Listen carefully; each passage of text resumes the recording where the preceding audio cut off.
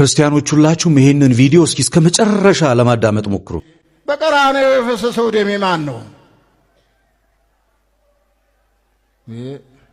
ስጋን የለበሰ ከሷ ነው። የሷ ደም ፈሷል። የሷን ስጋ አይደል የተዋሃደው? እምን በላው ምን ጠጣው ስጋ የማን ነው? የሷ ነው። ያቺ ቤዛ አንተ መስቀል ላይ የዋለው የድንግል ማርያም ስጋ ነው። አንተ የማን መሰለ ቤዛ የሆነው? ደስ ይበልህ። ሁለቱንም ቪዲዮ በደንብ ሰምታችኋል ብዬ አስባለሁ።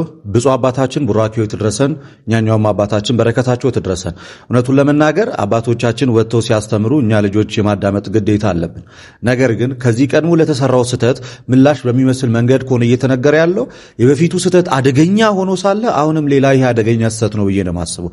ምክንያቱም በቤተክርስቲያናችን ትምህርት የእመቤታችን ደም ነው የፈሰሰው፣ የእመቤታችን ስጋ ነው የተቆረሰው፣ የምንበላው የእመቤታችንን ስጋ ነው፣ የምንጠጣው የእመቤታችንን ደም ነው ብለን አስተምረን አናቅም። ከተዋህዶ በኋላ ያ ስጋ ያ ደም የስግው ቃል ነው። ከመለኮት ጋር እስከ ተዋህደ ድረስ የመለኮትን ባህሪ የራሱ ባህሪ እስካደረገና ተዋህዶ እስካልን ድረስ ያ ስጋ በቃ የስግው ቃል ስጋ ነው እንጂ ሌላ የማንም አይደለም።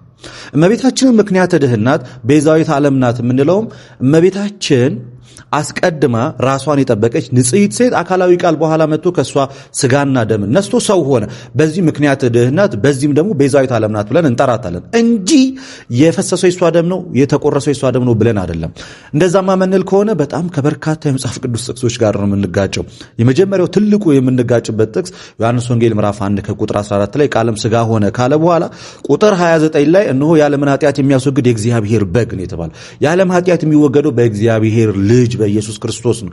እሱም መለኮት ከስጋ ጋር ተዋህዶ ስጋን የራሱ ካደረገ ነው። እንደገና ዕብራውያን ምዕራፍ 2 ከቁጥር 14 እስከ 15 ድረስ በነገሮች ሁሉ ወንድሞችን መሰለ፣ በሞት ላይ ስልጣን ያለውን በሞቱ እንዲሽር በስጋና በደም ተካፈለ ነው የሚለው። በስጋና በደም ከተካፈለ ያ ስጋ የሱ ስጋ ነው፣ የሱ ስጋ ሆኖ ከመለኮት ጋር ተዋህዶ ካልተቆረሰና ካልፈሰሰ ዓለም መዳን አይችልም። በሩቅ ብእሲ ደም ወይም በፍጡር ደም ከመለኮት ጋር ባልተዋሃደ ደም የሰው ልጆች መዳን አይችሉም።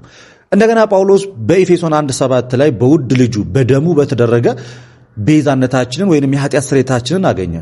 የዮሐንስ መልእክት ግን እጅግ በጣም ነገሮችን ግልጽ ያደርጋል። ዮሐንስ በመጀመሪያ መልእክቱ ምዕራፍ 1 ቁጥር 7 የልጁ የኢየሱስ ክርስቶስ ደም ከኃጢአት ሁሉ ያነጻል ነው የተባለ። የፈሰሰው የክርስቶስ ኢየሱስ ወይንም የስግው ቃል ደም ነው። ከኛ ጋር ተዋህዶ የነሳውን የራሱ ገንዘብ ያደረገውን ስጋ የቆረሰው ያፈሰሰው ያን ደሙ ነው። ያም ደም ከመለኮት ጋር የተዋሃደ ደም ነው እንጂ ብቻውን የእመቤታችን ደም ብቻ ቢሆን ብቻውን የእመቤታችን ስጋ ቢሆን ዓለም መዳን አይችልም። ማንም ማዳን አይችልም።